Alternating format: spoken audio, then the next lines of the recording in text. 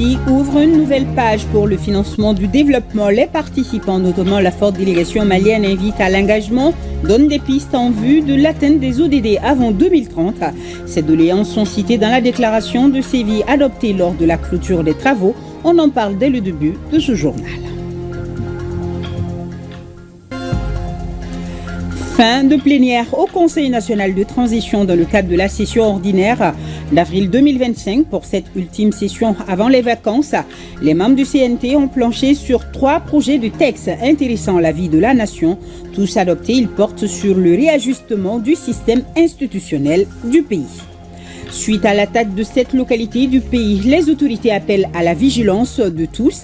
Elles demandent plus de responsabilité et favorisent la voie de la dénonciation. L'édito de la rédaction revient sur ces aspects tout à l'heure.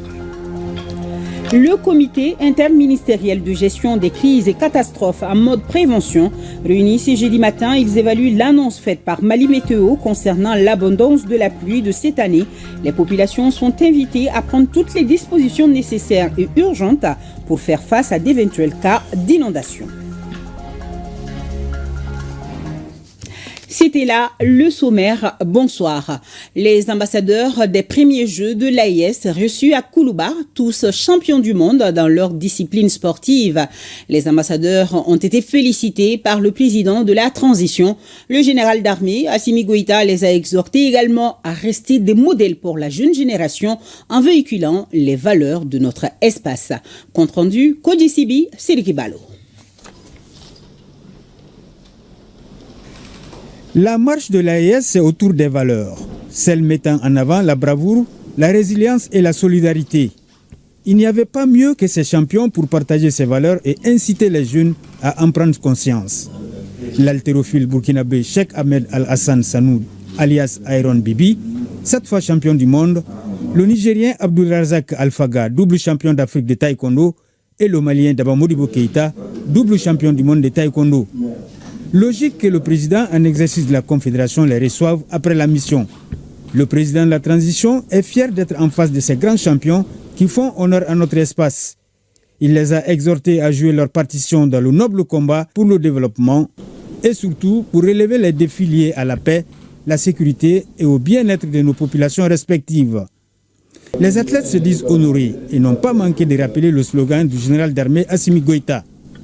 C'est un grand honneur aujourd'hui d'être reçu par son Excellence le président de la transition et je suis très content. Nous sommes ici dans le cadre des Jeux de l'AES et qui est vraiment une très grande innovation qui va non seulement créer plus d'intégration entre ce vaillant peuple d'AES.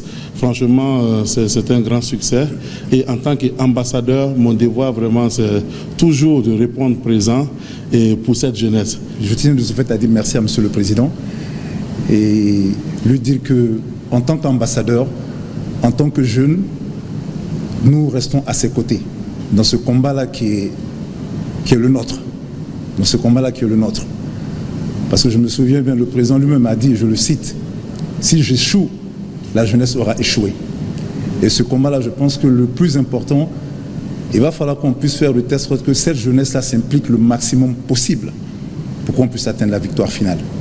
Daba Modibo et Iron Bibi ont invité les jeunes à se battre sans relâche pour réaliser leurs rêves. Le courage, l'abnégation et surtout la discipline doivent être les maîtres mots pour atteindre le sommet. La jeunesse a toujours besoin de modèles, la jeunesse a besoin de repères. Et nous qui avions eu cette chance de décrocher des titres mondiaux, c'est notre devoir d'être présent, de les encourager. Et je dirais à la jeunesse de simplement me voir comme un modèle et un exemple. La richesse d'un pays, pour moi, ce n'est pas la richesse en fait dans le sous-sol, c'est la richesse en fait, c'est la ressource humaine. Et si cette ressource humaine n'est pas préparée pour le combat qu'elle doit mener, en fait, ça risque de partir à l'échec, au fait. Donc moi, j'appelle cette jeunesse-là de telle sorte qu'elle soit consciente et qu'elle s'attache à nos valeurs ancestrales qui ont été toujours le respect, l'humilité, le pardon.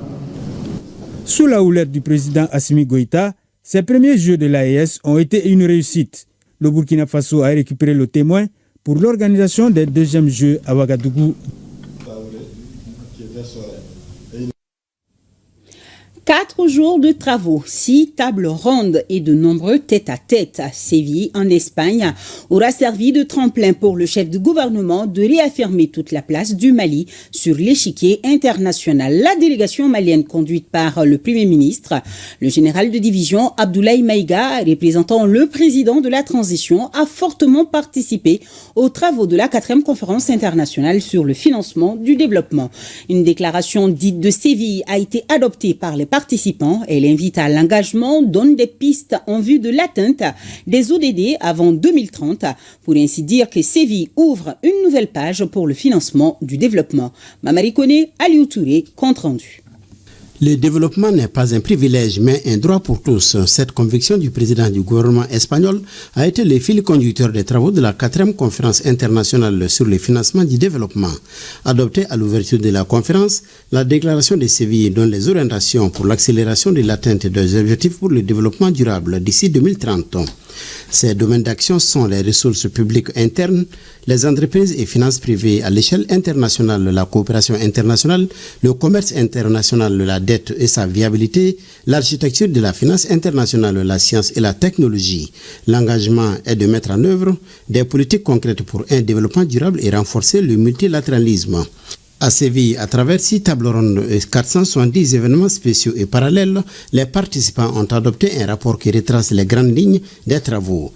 L'Organisation des Nations Unies, organisatrice de la conférence, salue la solidarité et l'unité de la communauté internationale qui ont abouti à des résultats probants. La conférence de Séville a apporté une réponse forte. Nous nous sommes mis d'accord sur un document final, l'engagement de Séville, qui reprend les engagements d'Addis d'il y a 10 ans. L'objectif, c'est de donner un nouvel élan, un nouvel espoir à la réalisation des ODD. Le document final contient 3 engagements principaux. Tout d'abord, investir pour combler le déficit de financement. Il y a des mesures pour faire croître les flux de capitaux. Deuxièmement, faire face à la crise de la dette. Les actions agréées visent à repenser la façon dont la dette est utilisée, gérée, traitée, pour que cela contribue au développement durable. Selon le président du gouvernement espagnol, cette 4e conférence de Séville a approfondi les grandes lignes d'action à travers les 6 tables rondes. Aujourd'hui, nous clôturons cette conférence avec des résultats précieux. Des résultats qui découlent d'un travail collectif, qui découlent de ces séances de discussion où nous nous sommes écoutés les uns les autres pour donner un nouvel élan à la coopération au développement, pour donner un nouveau souffle aux ODD. Nous devions agir et à Séville, nous avons agi. Au cours de ces derniers jours, dans la capitale de l'Andalousie, Séville a été un espace de rencontre, un laboratoire pour faire émerger des idées, des accords. Nous nous sommes exprimés clairement, haut et fort, nous avons dit ce qui ne fonctionnait pas et nous avons fixé un cap pour que les solutions parviennent à ceux qui en ont le plus besoin. Nous avons misé sur le multilatéralisme et dans le même temps, nous avons décidé de le réformer. Les participants à la 4e conférence internationale sur le financement du développement quittent Séville avec beaucoup d'engagement et beaucoup d'espoir de voir le développement s'accélérer dans l'immédiat. Et en marge des travaux toujours à Séville, le ministre des Affaires étrangères a eu une rencontre avec son homologue espagnol des Affaires étrangères de l'Union européenne et de la coopération du Royaume d'Espagne. Abdoulaye Diop et José Manuel Álvarez Bueno ont échangé sur les sujets de coopération et la tenue de la prochaine commission mixte de coopération. D'après les propos du ministre Diop au micro de Mamari Koné Aliou Touré, le Mali et l'Espagne sont sur la même longueur d'onde. Écoutons. Nous avons tenu tout d'abord à féliciter l'Espagne pour l'organisation réussie de cette 4e conférence pour le financement du développement et aussi sur le plan bilatéral. Nous avons évoqué les différents points de cette relation. Les relations entre l'Espagne et le Mali sont bonnes. Au plan politique, mais aussi au plan de la coopération. Malgré les difficultés auxquelles notre pays a été confronté ces dernières années, l'Espagne a maintenu sa coopération avec le Mali et cette coopération est alignée sur les principes qui guident l'action publique dans notre pays. Au plan politique également, bien qu'étant membre de l'Union européenne, l'Espagne a maintenu une bonne qualité de dialogue constructive avec notre pays pour pouvoir analyser, examiner ensemble les défis auxquels notre pays est confronté sur le plan politique comme sur le plan de la sécurité. Nous travaillons également avec l'Espagne dans le cadre de certains mécanismes régionaux de renforcement des capacités de nos forces de défense et de sécurité. Vous savez aussi que l'Espagne aussi regorge d'une importante communauté malienne, qui est la deuxième communauté malienne en Europe après la France. Et nous avons salué et remercié les autorités espagnoles pour l'hospitalité et l'accueil qui est accordé à cette communauté, mais surtout pour l'approche humaine de l'Espagne par rapport à la problématique de la migration de façon générale et tous les efforts qui sont faits par l'Espagne pour pouvoir aussi favoriser une migration régulière. Nous avons discuté de la nécessité d'évoluer vers une convention circulaire entre nos deux pays pour mieux gérer cette migration régulière, mais nous sommes aussi convenus de travailler ensemble pour faire en sorte que nous puissions davantage contenir la migration irrégulière.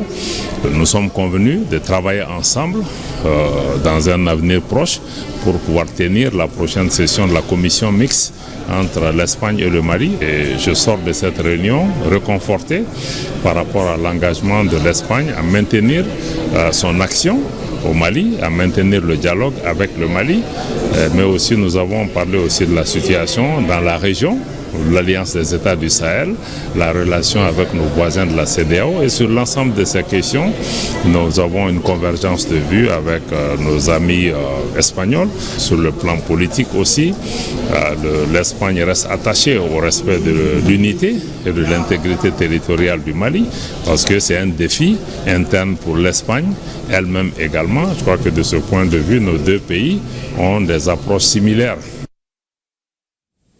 L'actualité ici, c'est la fin de plénière au Conseil national de transition dans le cadre de la session ordinaire d'avril 2025, occasion pour le président de l'institution parlementaire de faire le point des grandes lignes qui ont marqué la session. On retrouvera le reportage de Aridjouma Tina au cours de cette édition. On va revenir ce soir plus en détail sur l'attaque terroriste du 1er juillet dernier, précisément dans la ville de Nioro. Ce soir, le chef d'état-major du poste de contrôle tactique avancé de Nioro, le colonel Gilbert Keka Diarra, revient pour nous sur les faits. Des explications données au micro de Moussa Diakité, notre correspondant permanent depuis Nioro.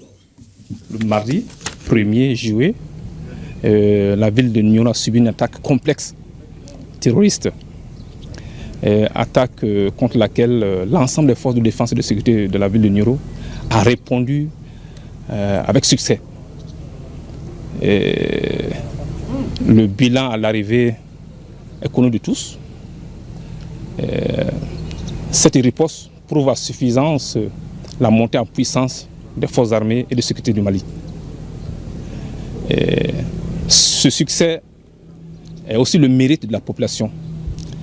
La population qui nous a assistés en renseignement et en information. C'est ce qui a valu cette victoire de ce 1er juillet. Aussitôt, d'abord, le lendemain, hier par exemple, on a tenu d'abord une réunion de briefing. Nous sommes encore sur pied d'ordre et à mesure de riposter. Nous appelons la population au calme. Nous comptons énormément sur eux, afin que chaque fois qu'il y a des événements suspects, des mouvements suspects, qui viennent à nous et qui nous rendent compte. Actuellement, à l'heure où je vous parle, la situation est sous contrôle. Les populations peuvent vaguer librement à leurs occupations. Même hier, tout près, on avait entendu des rumeurs disant que on a demandé à ce que le marché se ferme. Non, on a formellement démenti. Actuellement, le moral de la troupe est au beau fixe.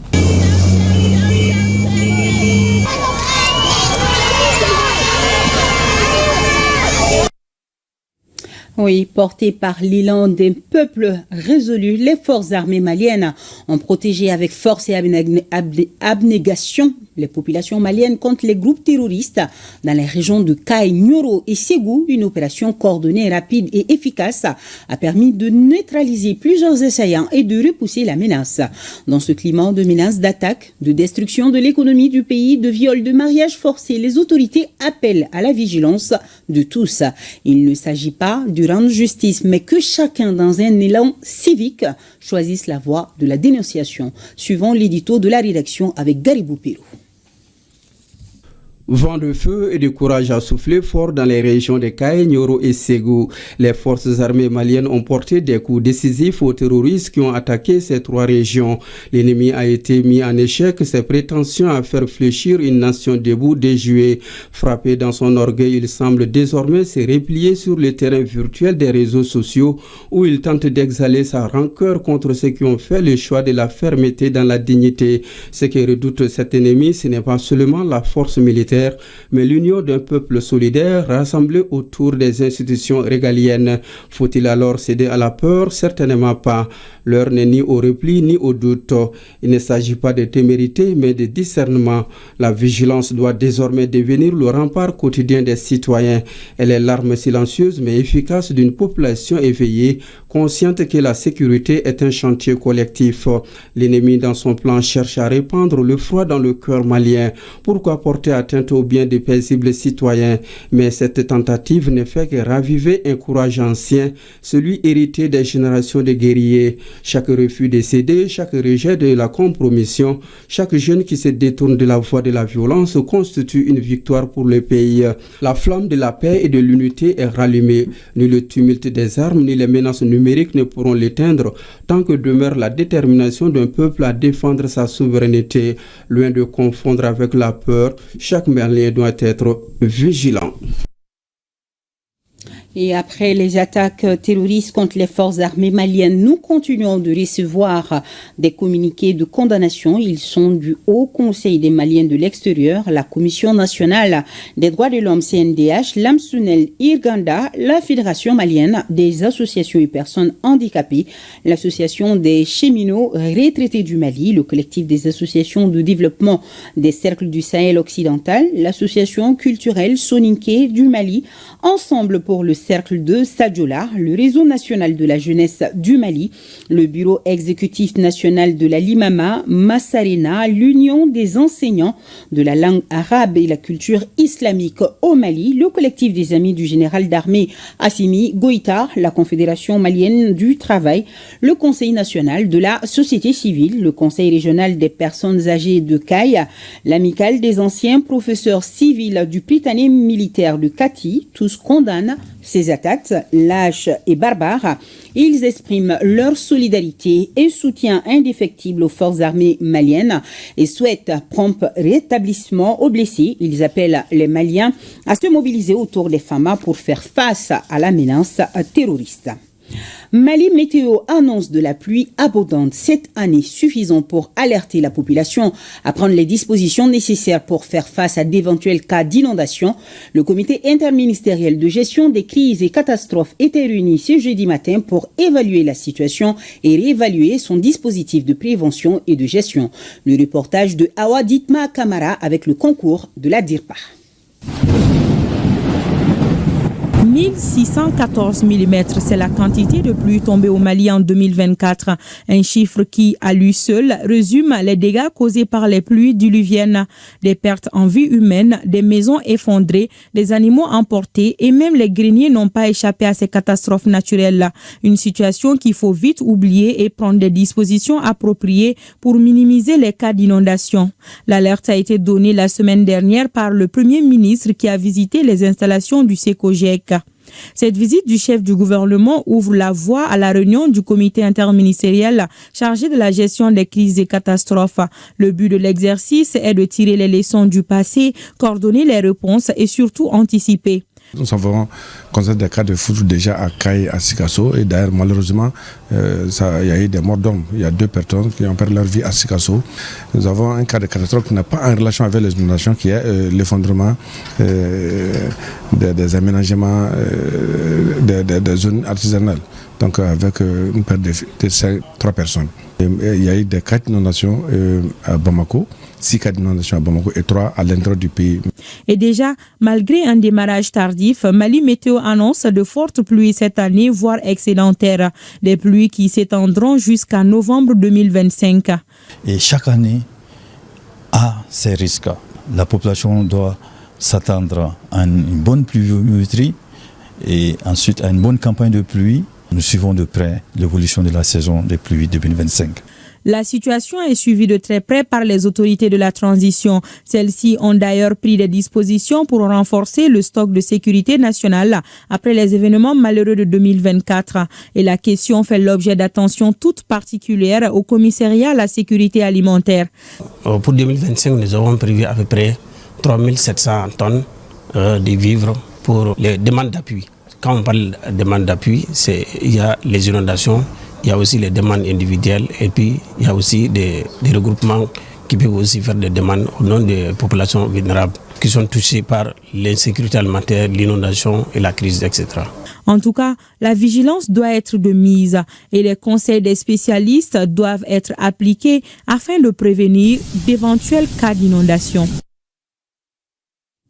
Dans un communiqué déposé à notre rédaction, la Maison de la Presse, les associations et organisations professionnelles de la presse prennent acte des résultats de l'appel à candidature pour les fréquences et des autorisations pour l'établissement, l'exploitation et la distribution des services privés de communication audiovisuelle. Selon elle, cet appel à candidature a été organisé dans des conditions opaques. En effet, ce n'est qu'à la proclamation des résultats définitifs qu'est la liste des localités concernées, la typologie des médias, le nombre de médias par localité ont été connus. Cette pratique jette du discrédit sur cet appel à candidature selon le communiqué. Le comité du CNCR ANR a fait le point des recommandations des Assises nationales de la refondation. Les voilà ses membres au ministère des Transports et des Infrastructures pour parler, par exemple, de la stratégie nationale pour la relance des chemins de fer du Mali. Mamadou Fani.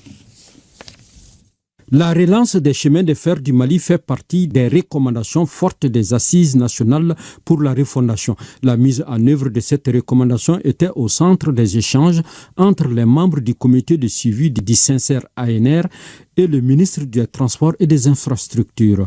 Le chemin de fer a connu effectivement, à cause du courage et l'engagement du département, une relance en 2023 et ça fonctionnait jusqu'au moment où les inondations ont commencé. Et ça a mis en péril des ponts et des passages qui obligent le département à reprendre ce chemin de fer. Le développement des infrastructures routières, ferroviaires, le transport aérien, c'est très ambitieux comme engagement et nous trouvons que le département il est très organisé. Il y a de nombreux ingénieurs qui planifient les activités et ça demande vraiment du temps. De nombreux défis sont à surmonter pour le maillage du territoire en réseau de chemins de fer. Il s'agit des contraintes financières, une urbanisation sauvage et l'insécurité.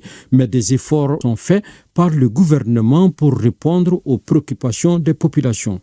Il y a un ambitieux projet de désenglavement du Mali à travers les chemins de fer qui devrait aller chez les pays voisins. Et il se trouve qu'ils ont fait l'étude détaillée. Ils ont le budget qui part jusqu'à 402 milliards et là, ils sont dans la perspective de mobilisation des ressources pour pouvoir entamer ce projet ambitieux. Après échange, je crois des informations pertinentes ont été données à l'équipe et à partir d'aujourd'hui, ces informations vont leur permettre de voir et d'évaluer et de voir comment les indicateurs qui sont inscrits ont pu être atteints. Et dans le cadre de l'AIS aussi, beaucoup de concertations ont eu lieu et ces concertations continuent pour qu'un maillage réel en chemin de fer du territoire malien soit élaboré. Au sortir des échanges, les membres du comité se disent très bien édifiés par rapport à la politique nationale de désenclavement du pays. Ils souhaitent cependant une accélération de la mise en œuvre de cette recommandation très attendue par les usagers des chemins de fer. Mise en œuvre des recommandations des États généraux de la santé, les séances de travail des groupes mises en place. Au total, 4 se penchent depuis ce jeudi sur les thématiques comme l'accueil, l'hygiène et la communication, le RAMU et la gratuité, la gestion des urgences et ressources humaines, la gouvernance, les textes et le diagnostic du système de santé. Ils seront en travaux durant 3 jours afin de produire un document qui pourra servir de levier à la refondation totale du système de santé au Mali. Boukari Koulibaly, Idrissa Traoré pour le reportage. Tenus du 17 au 19 décembre 2024, les États généraux de la santé ont donné naissance à 68 recommandations. Les 4 groupes de travail désignés pour l'élaboration de la feuille de route se mettent au travail. 4 thématiques majeures sont au menu des échanges. Groupe 1, accueil, hygiène et communication. Diffusion et mise en pratique de la charte du malade. Orientation du malade au sein des établissements de santé, amélioration de l'hygiène et de la salubrité dans les formations sanitaires, amélioration de la communication interne et formation continue sur les textes. Le groupe 2, RAMU et gratuité. C'est l'opérationnalisation du RAMU, les gratuités, tarification et les assurances sociales. Actualisation de la stratégie de financement de la santé. Si la 3e thématique traite de la gestion des urgences et ressources humaines, la 4e, quant à elle, s'intéresse à la gouvernance, texte et diagnostic du système de santé communautaire. Il s'agira là de la réalisation de l'audit institutionnel, organisationnel et fonctionnel du ministère de la Santé et du Développement social. La réalisation de l'évaluation de la politique sectorielle de santé et de population. La réalisation de l'évaluation du cadre conceptuel de la référence évacuation, l'élaboration et l'adoption de nouveaux textes dans le Code de la santé publique. Les résultats de ces 3 jours de travaux devront contribuer à la refondation du système de santé au Mali. Un mot de la participation à Kigali, au Rwanda, du ministre de l'Énergie et de l'Eau à la conférence africaine sur l'énergie nucléaire. Le ministre Boubacar Djani a pris part à un panel de haut niveau sur le thème contextualiser les besoins énergétiques de l'Afrique et garantir l'engagement politique. Il a saisi cette opportunité pour présenter la vision du président de la transition en matière d'énergie nucléaire. Je vous invite donc à écouter un extrait de son intervention. Au Mali, nous avons adopté une stratégie nationale pour l'émergence et le développement durable qui comporte plusieurs axes. Et on a ciblé des régions pour le développement économique du pays. Mais quand on a élaboré cela, on s'est rendu compte quand même que une denrée fondamentale, essentielle, c'est l'énergie. Parce que sans énergie, on ne pourra jamais mettre en œuvre cette stratégie nationale d'émergence et de développement durable qui court jusqu'en 2063. Alors c'est pourquoi les plus hautes autorités ont estimé qu'il est temps de se tourner vers le nucléaire, qui est une énergie durable, fiable.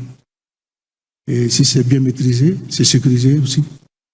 Et c'est ce qui va nous permettre de mettre en œuvre cette stratégie nationale d'émergence pour le développement durable.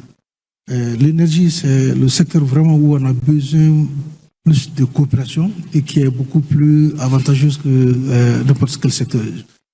Je prends l'exemple pour l'interconnexion. Vous prenez l'interconnexion entre les pays, par exemple, ça peut beaucoup aider. Celui qui est déficitaire peut enlever sur le réseau. Celui qui est excédentaire peut injecter sur le réseau.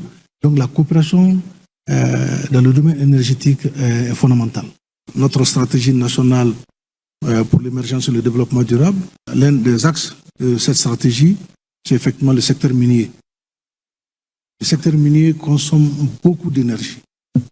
Et nous sommes pénalisés aujourd'hui un peu par rapport aux investissements dans ce secteur parce que nous n'avons pas à fournir correctement l'énergie nécessaire pour l'exploitation de nos ressources minières. Donc c'est très important pour nous de se tourner vers les petits réacteurs peut-être modulaires nucléaires qui pour nous est une énergie fiable et durable.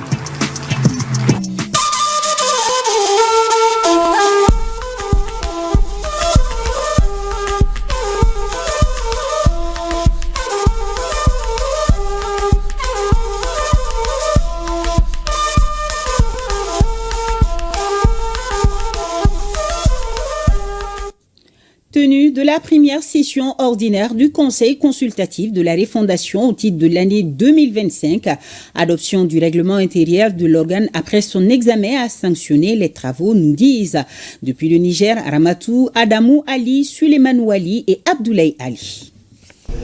Débuté le lundi 30 juin 2025, les travaux en séance plénière de la première session ordinaire du Conseil consultatif de la refondation CCR au titre de l'année 2025 se poursuivent activement sous la présidence du président du Conseil, Dr Mahmoud Harouna Djingarey. Après la constitution des commissions de l'organe le lundi 30 juin 2025, les conseillers ont procédé à l'examen article par article du règlement intérieur soumis à leur appréciation à travers des débats et discussions. À l'issue de cet exercice, le règlement intérieur de l'organe, qui compte une 60aine d'articles, a été adopté hier mardi. Sous réserve des amendements, ensemble, le règlement intérieur est adopté. Cette première session ordinaire du Conseil consultatif de la refondation se poursuivra en séance plénière jusqu'au 12 juillet, date de sa clôture, avec à l'ordre du jour l'examen des textes soumis à l'appréciation des conseillers par le CNSP notamment. Direction le Burkina Faso, où je vous invite à suivre le compte-rendu du Conseil des ministres présidé ce mercredi par le chef de l'État, le capitaine Ibrahim Traoré, suivant Ahadi Sandaba. Nouveau découpage administratif, le Burkina Faso réorganisé en 47 provinces et 17 régions, ainsi en a décidé l'hebdomadaire Conseil des ministres de ce mercredi. Un nouveau dispositif organisationnel qui découle de la vision du président du Faso et privilégie le critère de défense stratégique. Il faut noter la création de 2 nouvelles provinces, à savoir la province du Diamoungou avec pour chef-lieu Kanchari, composée des départements de Botou et de Kanchari, la province du Karopeli avec pour chef-lieu Arbinda, composée des départements d'Arbinda et de Koutougou. Au titre des nouvelles régions créées, il faut citer la région de la Siba avec pour chef-lieu Bogandé, composée des provinces de la Nyanya et de la Komanjari. La région du Soum avec pour chef-lieu de région Djibo, la région de la Tapoa avec pour chef-lieu de région Diapaga et la région du Sourou avec pour chef-lieu Tougan. Dans la même dynamique, toutes les circonscriptions administratives portent désormais nom endogène. Un changement de toponyme des régions en langue nationale qui vise la promotion de nos valeurs endogènes. La région de la Boucle du Monde par ordre alphabétique va s'appeler désormais la région du Banki. La région des Cascades va s'appeler désormais la région de Tanunya. La région du Centre va s'appeler désormais la région du Kadiogo. La région du Centre-Est s'appelle désormais la région du Nakambe. La région du Centre-Nord, la région des Kulsé désormais. La région du Centre-Ouest va s'appeler la région de Nando. La région du Centre-Sud va s'appeler désormais la région du Nazinon. La région de l'Est va s'appeler, quant à elle, la région du Goulmou. La région des Hauts-Bassins s'appelle désormais la région du Guriko. La région du Nord s'appelle désormais la région de Yadga. La région du Plateau central s'appelle désormais la région de Oubri. La région du Sahel s'appelle désormais la région du Liptako. Et la région du Sud-Ouest, pour terminer, porte désormais le nom de la région du Djoro. De même, les provinces du San-Mantenga et l'Oubri-Tenga deviennent respectivement le San-Bontenga et le Bassi-Tenga. La province du Soum prend le nom de Yelgogi et la Kossi s'appellera désormais Kossin. Pour la mise en œuvre de cette réorganisation administrative, une période transitoire de 6 mois a été décrétée à cette rencontre de l'exécutif burkinabé.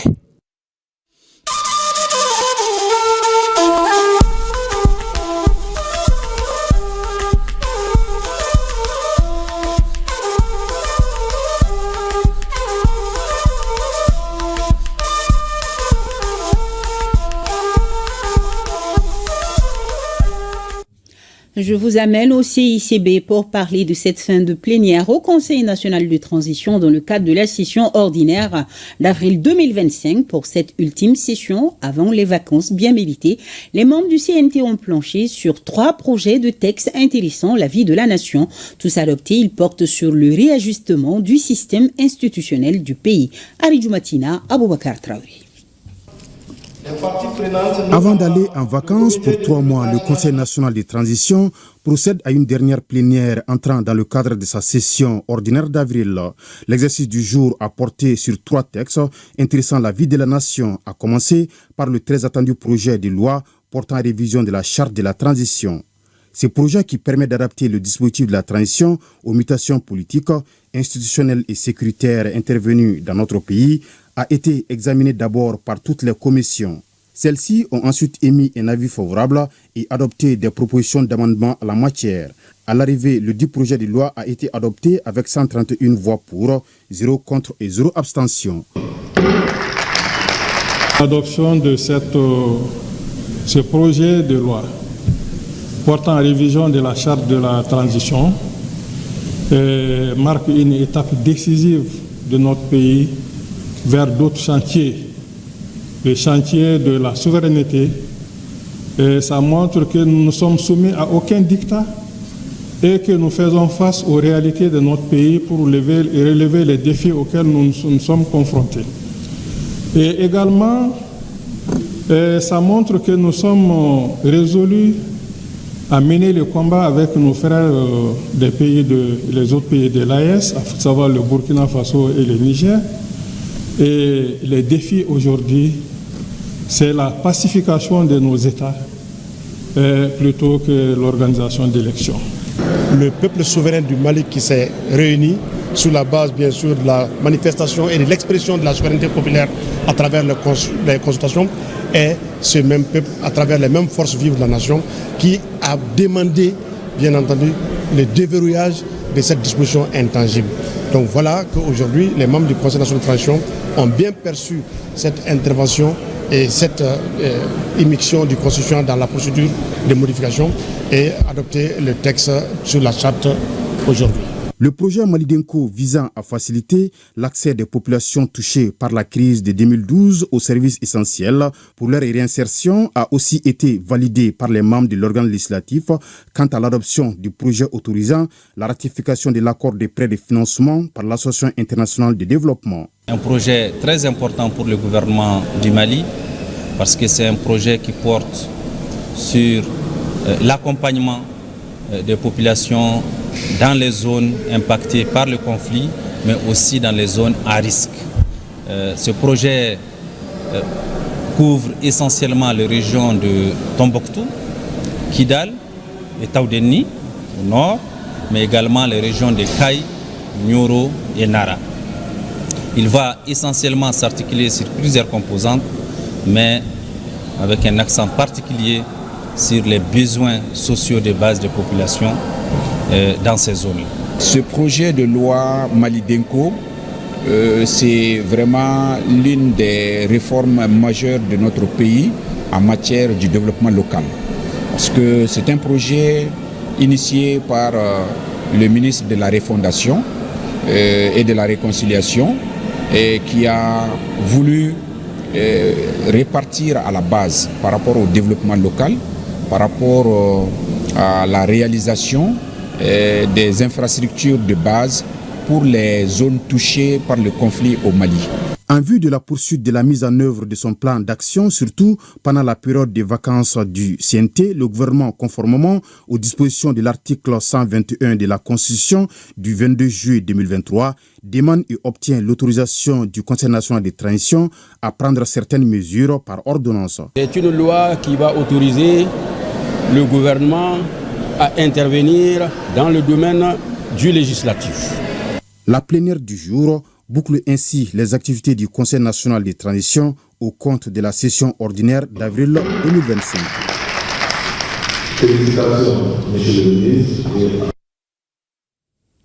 Restons au CNT où cette rencontre était la dernière activité de la session ordinaire d'avril 2025 qui prend fin ce samedi 5 juillet, occasion pour le général de corps d'armée Malick Diao, le président de l'institution, de faire le point des grandes lignes qui ont marqué la session. Il y ressort que beaucoup de lois portant sur les réformes ont été adoptées, aussi d'autres sujets évoqués comme la vitalité de la diplomatie parlementaire, les récentes attaques terroristes et le soutien indéfectible à nos forces armées. Ce qu'il faut retenir, c'est que la moisson a été riche et abondante durant la session ordinaire d'avril. Le point donc de la synthèse du discours de clôture du président du CNT, c'est avec Aridou Matina.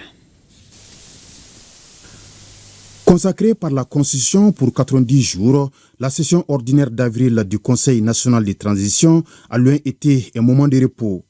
Ainsi, plusieurs projets et propositions de loi ont été examinés, notamment la loi organique permettant de baisser les indemnités et certains avantages des membres du CNT et le vote à l'unanimité du plan d'action du gouvernement pour la période 2025-2026. La session d'avril a régistré l'adoption d'une quarantaine de lois, au nom desquelles figurent plusieurs ratifications d'ordonnances, dont les accords de financement. Les lois votées ont concerné également des créations de services dans plusieurs secteurs, particulièrement celui de la défense et de la sécurité. Le Conseil national de transition a enfin apporté des modifications à certaines lois qui, dans la pratique, avaient montré des insuffisances. Dans ce même élan, il vous a plu d'adopter à l'unanimité la loi organique pendant la baisse de nos indemnités et autres avantages. C'est l'occasion pour moi de vous remercier, de vous féliciter pour avoir mis l'intérêt supérieur du pays au-dessus de votre aisance. On a donné aussi notre quitus à l'unanimité à la loi par la révision de la charte de la transition, toujours dans le cadre du soutien au processus de refondation du pays. Nous avons encore approuvé à l'unanimité le lundi 19 mai 2025 le plan d'action du gouvernement pour la période 2025-2026. La présente session qui s'achève a permis au CNT de mener une diplomatie parlementaire remarquable. Nos parlementaires ont porté haut la voix de notre institution à la 83e session du comité exécutif de l'Union parlementaire africaine qui s'est tenue le 21 et 22 mai 2025 à Rabat, au Maroc. À la 19e conférence de l'Union parlementaire des États membres de l'Organisation de la coopération islamique qui s'est tenue à Jakarta et à la 113e conférence internationale du travail qui s'est tenue à Genève en Suisse. Je tiens à souligner que les contributions de nos représentants à ces différentes rencontres nous ont fait honneur. En outre, j'ai personnellement conduit une mission à Niamey pour participer à la cérémonie d'installation du Conseil consultatif de la refondation du Niger. En parlant de notre confédération, Alliance des États du Sahel, je rappelle avec une légitime fierté qu'en plus du passeport, nous disposons d'un drapeau et d'un signe d'unité qui a aussi permis l'organisation des Jeux de l'AES. Actualité oblige, le Conseil national de transition condamne les récentes attaques et salue la promptitude et le professionnalisme des forces armées maliennes pour avoir mis fin aux différentes velléités de l'ennemi. Sur le plan sécuritaire, que dire des attaques innombrables de ces derniers jours sur nos petites populations et les symboles de l'État. Sinon, quelles sont la preuve que ces terroristes sont aux avoirs et devaient terroriser davantage. Le Conseil national de transition salue la réactivité exemplaire, le courage et le professionnalisme des forces armées maliennes qui ont infligé de lourdes pertes aux auteurs de ces actes criminels que nous condamnons avec la plus grande vigueur. Nous exprimons notre profonde gratitude au peuple malien pour sa résilience et son soutien indéfectible aux femmes, Nous les invitons à la vigilance et à la mobilisation autour des forces de défense et de sécurité. Le Conseil national de transition réaffirme son soutien indéfectible aux forces de défense et de sécurité dans l'accomplissement de la mission régalienne de protection des personnes et de leurs biens. Nous accordons également notre soutien indéfectible au président de la transition, chef de l'État ainsi qu'au gouvernement pour les efforts constants en faveur du renforcement de notre outil de défense. Le Conseil national de transition prie pour le repos de l'âme des disparus militaires et des civils décédés lors de ces attaques et souhaite un prompt rétablissement aux blessés. Ouverte le lundi 7 avril 2025, la session ordinaire d'avril termine officiellement ce samedi 5 juillet 2025. Et vous pourrez suivre l'intégralité du discours de clôture du président du Conseil national de transition tout juste après cette édition. L'intégration de l'enseignement religieux dans le système éducatif malien, c'est le plaidoyer du réseau Islam, Population et Développement. Pour la compréhension de sa vision, le réseau organise une journée d'échange à Bamako. C'est ce que nous dit Batraouri. Exécuté par le RIPOD, le réseau Islam, Population et Développement, le projet ISRA est une initiative conjointe pour une action religieuse stratégique qui vise à soutenir les efforts du gouvernement et des communautés dans la promotion de la liberté religieuse. L'intégration de l'enseignement religieux dans le système éducatif malien est aujourd'hui l'une des priorités des responsables du projet ISRA. Le Mali est un pays laïque, évidemment, mais un pays laïque composé majoritairement des croyants, donc musulmans, chrétiens et même des croyants traditionnels. Parmi les causes d'expansion de l'extrémisme violent, il a été retenu la méconnaissance des citoyens de sa religion. Donc l'un des moyens pour permettre aux citoyens de connaître sa religion, de connaître les valeurs de cohabitation dans sa religion est l'intégration de l'enseignement religieux. Et c'est sur ça que le projet JUSRA est en train de travailler à travers le réseau Islam, Population et Développement qui est un partenaire de mise en œuvre portant la voix de la communauté musulmane. Mais l'activité est menée dans l'intérêt de toutes les communautés religieuses du Mali et dans l'intérêt du Mali tout court. Le ministre a exprimé le vœu d'avoir en sa possession les conclusions et résolutions de la présente journée pour en faire un instrument au profit de l'ensemble de la communauté religieuse du Mali. Nous encourageons le report à aller dans le sens de la production intellectuelle, dans le sens de la réflexion et dans le sens d'une intégration réfléchie et coordonnée de l'ensemble des problèmes auxquels font face les communautés religieuses du Mali de façon générale. Depuis son démarrage en 2021, le projet JISRA, selon ses responsables, a contribué au renforcement des capacités des leaders religieux dans la prévention et dans la gestion des conflits communautaires, de la radicalisation et de l'extrémisme violent dans les régions de Ségou, Mopti, Gao, Tombouctou et le district de Bamako. De 900 millions de francs CFA, c'est le coût des réalisations des infrastructures du projet régional d'appui au pastoralisme au Sahel dans la région de Bougouni. Une délégation du projet était en visite dans la région pour voir les réalisations faites dans les différentes localités. Au RTM Bougouni, Abdul Karim Konaté, Djibril Barayogo. Plusieurs infrastructures et espaces pastoraux aménagés ont été réalisés dans le cadre de la mise en œuvre de la deuxième phase du projet régional d'appui au pastoralisme au Sahel, PRAPS de Mali dans la région de Bougouni. Ces infrastructures ont été visitées par les acteurs du projet pour constater de visu l'état des infrastructures et échanger avec des différents comités de gestion.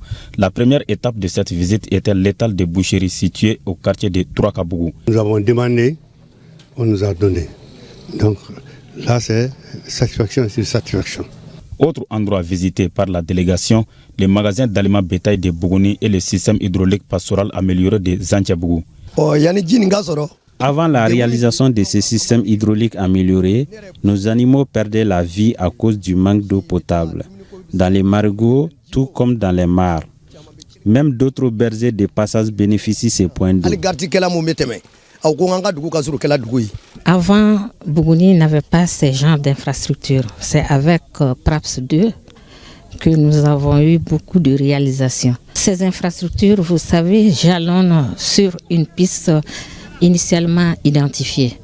Donc, si les travaux se poursuivent, ça aide à l'abreuvement des animaux de la localité et des transhumants. Outre ces réalisations, le PRAPS de Mali a permis de financer en 2024 150 activités génératrices de revenus au profit des femmes et des jeunes pour un montant total de 37 500 000 francs CFA. Rappelons que le coût total des réalisations du projet dans la région de Bougouni est estimé à plus de 900 millions de francs CFA. Retrouvant Sidi El Mehdi Ag Albaka et Sungalo Doumbia, il nous parle du lancement d'un nouveau projet à Kidal. Pour pallier les difficultés auxquelles fait face notre système éducatif, l'ONG Emadarar et ses partenaires lancent le projet dénommé Ihakit, une nouvelle vision qui a pour objectif améliorer les conditions d'accès à l'éducation pour tous, inclusive et de qualité, destinée aux enfants vulnérables. Renforcer les capacités des acteurs de l'école à la base, relever les nombreux défis de l'école dans la région de Kidal, caractérisée par la déscolarisation en masse des enfants et des adolescents de 3 à 18 ans. Les autorités administratives, les forces vives de Kidal et les acteurs du monde scolaire ont répondu à cet appel, chose qui témoigne de l'importance accordée au projet Ihakit. Le projet intitulé Programme pluriannuel de résilience, PPR phase 2 pour l'éducation dans la région de Kidal est mise en œuvre sous la coordination de l'UNICEF. Il s'agit du Fonds global pour l'éducation en situation d'urgence financé par ECW. Les salutations de tous les enfants élèves de la région. Cette expose du programme auquel nous venons d'assister est la bienvenue pour les apprenants de la région. Plus précisément les enfants PDS, les réfugiés, les handicapés et les enfants des familles vulnérables. À cet effet, nous remercierons les efforts de tous les acteurs de l'éducation de la région, notamment l'ONG Imedjara et leur financier UNICEF. À noter que cette initiative est conduite par le consortium d'ONG et Madarar, Asrf et Save Children avec l'accompagnement de l'UNICEF et de l'Education Cannot Wait.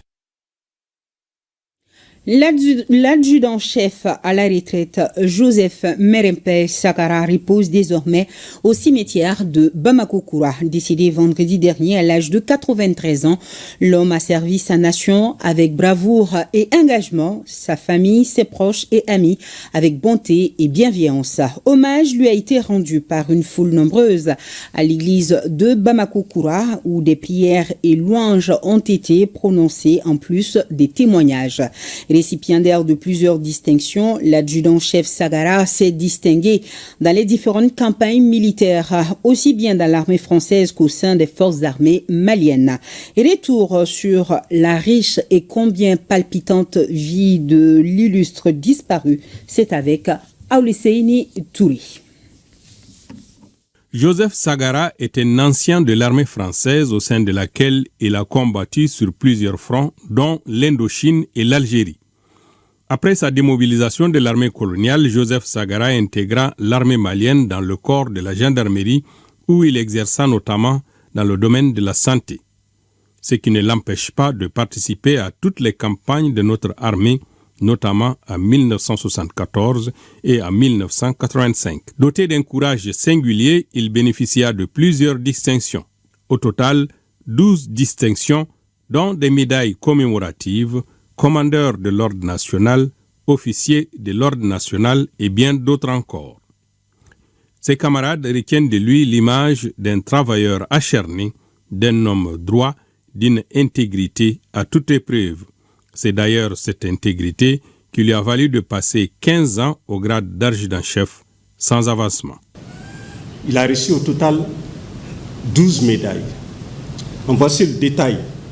Commandeur de l'Ordre national du Mali, officier de l'Ordre national du Mali, chevalier de l'Ordre national du Mali, étoile d'argent du mérite national avec effigie abeille, médaille d'outre-mer, médaille commémorative d'Afrique du Nord quand il était en Algérie, médaille Croix de guerre, médaille d'engagé volontaire, médaille de reconnaissance de la France, première forme, et la même médaille de reconnaissance de la France, deuxième forme. Bon, quand il est venu à la gendarmerie, on a servi ensemble. Il faisait la santé. C'est un homme très gentil. Son parcours a été formidable. Comme je le disais, quand on est arrivé à la gendarmerie, il faisait la santé. Ouais. À ce niveau, il a servi beaucoup de gens. C'était l'ami de tout le monde. Et il est rare de voir des éléments de la gendarmerie de notre temps qui ne le connaissaient pas. Nous avons eu de bonnes relations de collaboration. À l'époque où j'étais directeur des services de santé de l'armée, il travaillait au camp 1 de la gendarmerie. Donc, mais il fut surtout promotionnaire à mon épouse, Safiatou Diallo. Ils ont fait l'école secondaire de la santé ensemble. Et ensuite, ils ont collaboré au camp 1 de la gendarmerie. Et mon épouse était la directrice de la maternité du camp 1, Safiatou Diallo, dite Sophie.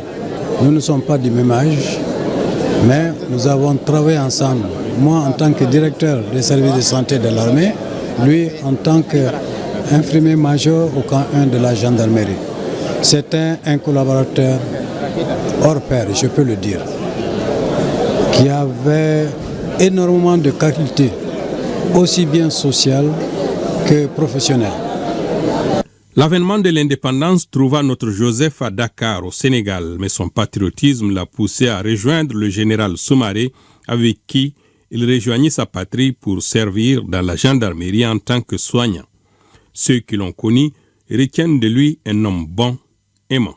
Pour ses parents, il représente un recours pour tous et ne fait pas de distinction entre ses enfants et leurs semblables. Il était camarade de travail de notre père à la gendarmerie. Ensuite, il a été collègue de mon beau-frère. Il était très aimant. Ses enfants ont hérité de cet amour.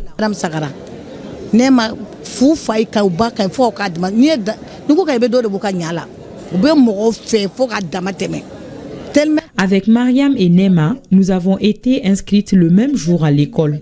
Nema m'a offert un fourrage dans mon quartier.